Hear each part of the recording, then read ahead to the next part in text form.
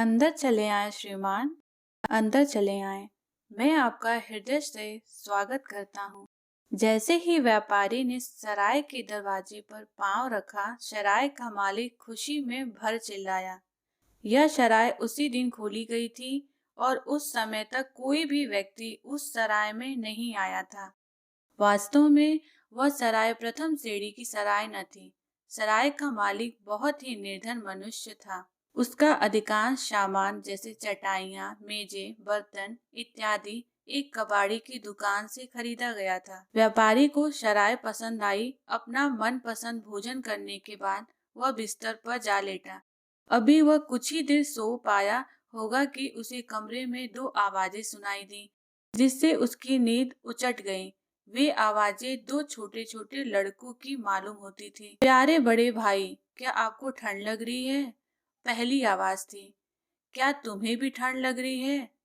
दूसरी आवाज सुनाई पड़ी। व्यापारी ने सोचा कि शायद भूल से सराय के मालिक के बच्चे कमरे में आ गए हैं। ऐसा होने की संभावना भी अधिक थी, क्योंकि जापानी सरायों के कमरों में दरवाजे नहीं होते जिन्हें बंद किया जा सके। केवल कागज के पर्दे होते हैं जिन्हें इधर उधर खिसका कर आने जाने का रास्ता बनाया जा सकता है। व्यापारी ने कहा, बच्चों, यह तुम्हारा कमरा नहीं है। कुछ देर कमरे में शांति रही। फिर से वही आवाज सुनाई दी, प्यारे बड़े भाई, क्या आपको ठंड लग रही है? और उत्तर में आवाज आई, क्या तुम्हें भी ठंड लग रही है? व्यापारी बिस्तर से झुंझलाकर उठ बैठा। उसने मोमबत्ती जलाई और कमरे का ध्यान पूर्वक निरीक्षण किया, किंतु कहीं कोई चूहिया का बच्चा भी तो नहीं मिला। उसने मोमबत्ती को जलता रहने दिया और चुपचाप बिस्तर पर जा लेटा। कुछ क्षण बाद दो आवाजें सुनाई आई, प्यारे बड़े भाई, क्या आपको ठंड लग रही है? और उत्तर में, क्या तुम्हें भी ठंड लग रही है, सुनाई पड़ी। आवाजें एक रजाई में से आ रही थी। व्यापारी ने ध्यानपूर्वक दोनों आवाजों को सुना। जब उसे विश्वास हो गया कि आवाजें रजाई में से ही आ रही है, तो उसने जल्दी जल्दी अपना सामान बटोरा और एक गठरी बनाई। गठरी को लेकर वह सीधे से नीचे उतरा और सराय के मालिक से सारा हाल कह सुनाया। जनाब, गुस्से में भरकर सराय का मालिक चीखा, लगता है कि आपके खाने के समय बहुत तेज शराब पी ली है, इसलिए आपको बुरे स्वप्न दिखाई दिए। कहीं रजाइयां भी बोलती हैं? व्यापारी ने उत्तर दिया, आपकी रजाइयों में से एक रजाई बोलती है। आप मुझसे असभ्यता पूर्वक बोले, इसलिए अब मैं इस सराय में एक घड़ी भी नहीं ठहरूंगा।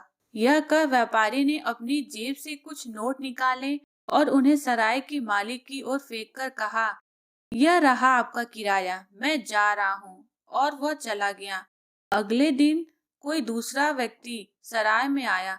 उसने खाने के समय शराब भी नहीं पी, लेकिन वह सोने के कमरे में थोड़ी देर ही रहा होगा। उसे भी वही आवाज सुनाई दी।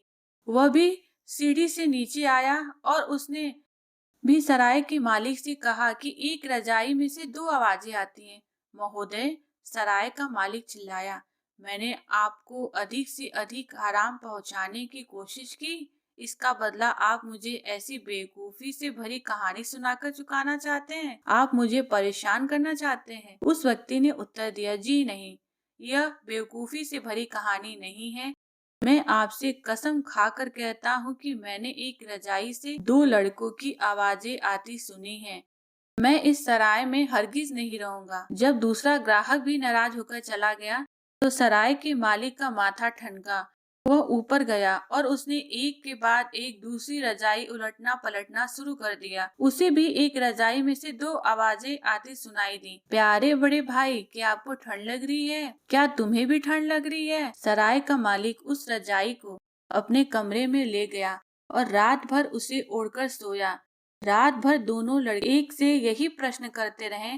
अगले दिन सराय का मालिक उस रजाई को लेकर उस कबाड़ी की दुकान पर गया जहाँ से उसने उसे खरीदा था। उसने कबाड़ी से पूछा, क्या तुम्हें याद है कि यह रजाई तुमने मुझे बेची थी? क्यों, क्या बात है? तुमने यह रजाई कहाँ से खरीदी थी? इसके उत्तर में कबाड़ी ने पास की एक दुकान की ओर संकेत किया और बताया कि वह रजाई उसे उस दुकान से खरीदी थी। सराय का मालिक उस पास वाली दुकान पर गया, किंतु उसे पता चला कि उसके मालिक ने भी उसे किसी अन्य दुकान से खरीदी थी। इस तरह वह कई दुकानों की धूल फाकता अंत में एक छोटे से मकान के मालिक के पास पहुंचा। उस मकान के मालिक ने यह रजाई अपने एक किराएदार से वसूल करके बेची थी। इस किराएदार के परिवार में केवल 4 सदस्य थे, एक गरीब माँ, बाप और उनके 2 छोटे छोटे बच्चे। पिता की आय बहुत कम थी। एक बार जाड़े के मौसम में ठंड खाकर पिता बीमार पड़ गया। 1 सप्ताह तक भयंकर पीड़ा सहने के बाद वह चल बसा और उसके शरीर को दफना दिया गया। बच्चों की माँ इस आघात को सहन न कर सकी और उसकी भी मृत्यु हो गई। अब दोनों भाई घर में बिल्कुल अकेले रह गए थे। बड़े की उम्र 8 साल थी और छोटे की 6 साल। दोनों भाइयों का कोई मित्र न था जो उनकी इस विपत्ति में सहायता करता। उन्होंने भोजन सामग्री जुटाने के लिए एक के बाद एक वस्तु को बेचना आरंभ कर दिया। अंत में उनके पास केवल एक रजाई रह गई। बर्फ बहुत तेज गिरने लगी थी। दोनों भाई एक दूसरे से सटकर रजाई ओढ़कर लेट गए। छोटे भाई ने बड़े से पूछा, प्यारे बड़े भाई, क्या आपको ठंड लग रही है?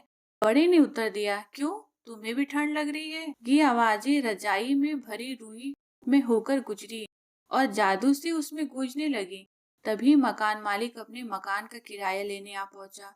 कुछ देर तो वह त्योरी चढ़ाए मकान में टहलता रहा, फिर लड़कों को जगाकर कहा, मकान का किराया लाओ। बड़े लड़के ने उत्तर दिया, महोदय, हमारे पास इस रजाई के अतिरिक्त कुछ भी नहीं है। मकान मालिक गुस्से में चिल्लाया, मैं कुछ नहीं जानता, या तो मकान खाली कर दो या मकान का किराया लाओ। अभी मैं इस रजाई को किराए के रूप में रख लेता हूँ। दोनों भाई यह सुनकर थर थर कांपने लगे। बड़े लड़के ने कहा, महोदय, बाहर बर्फ की मोटी तह जमी हुई है, हम कहाँ जाएंगे? मकान मालिक जोर से चिल्लाया, बकवास मत करो और यहाँ से रफू चक्कर हो जाओ। अंत में उन्हें बाहर निकलना ही पड़ा।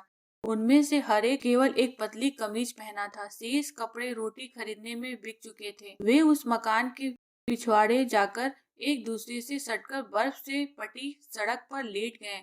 उनके ऊपर बर्फ की तह पे तह जमती चली गई। अब उनके चेतना शून्य शरीर को ठंड नहीं लग रही थी। अब वे सदा के लिए सो गए थे। सुबह को एक राहगीर उधर से गुजरा। वह इन दोनों के मृत शरीर को दया की देवी के मंदिर ले गया। जापानी मंदिरों में इस पवित्र देवी को, जिसका सुंदर और दयावान मुख है और 1000 हाथ भी हैं, देखा जा सकता है। ऐसा कहा जाता है कि इस देवी के लिए स्वर्ग के दरवाजे खुले पड़े रहते हैं, जहां इसको हर प्रकार का आराम और शांति मिलेगी। लेकिन फिर भी वह वहां इसलिए नहीं जाती क्योंकि उन लाखों गरीब आत्माओं की, जो संसार में दुख, बीमारी, अनेक विपत्तियां सह कर रही हैं, चिंता है। उसका कहना है कि वह उनके साथ रहना पसंद करती है और उनकी अपने 1000 हाथों से सहायता करेगी। दोनों भाइयों को दया की देवी के मंदिर के एक कोने में दफना दिया गया। एक दिन उस सराय का मालिक उस मंदिर में आया और उसने मंदिर के पुजारी को तथा अन्य उपस्थित व्यक्तियों को उन आवाजों की दर्द भरी कहानी सुनाई। कहानी सुनाने के बाद उसने उस रजाई को पुजारी को दे दिया। उस दर्द भरी कहानी को सुनकर पुजारी तथा अन्य व्यक्तियों के हृदय करुणा और पश्चाताप से भर गए। उन सब ने उन दोनों बच्चों की अकाल मृत्यु पर बड़ा दुख प्रकट किया। रजाई में से अब आवाजें आनी बंद हो गई क्योंकि उसने अपना संदेश सबको पहुंचा दिया। पुजारी तथा अन्य व्यक्तियों को यह जानकर अत्यधिक ग्लानि हुई कि उनके नगर के 2 छोटे छोटे बच्चे भूख और ठंड से मर गए थे।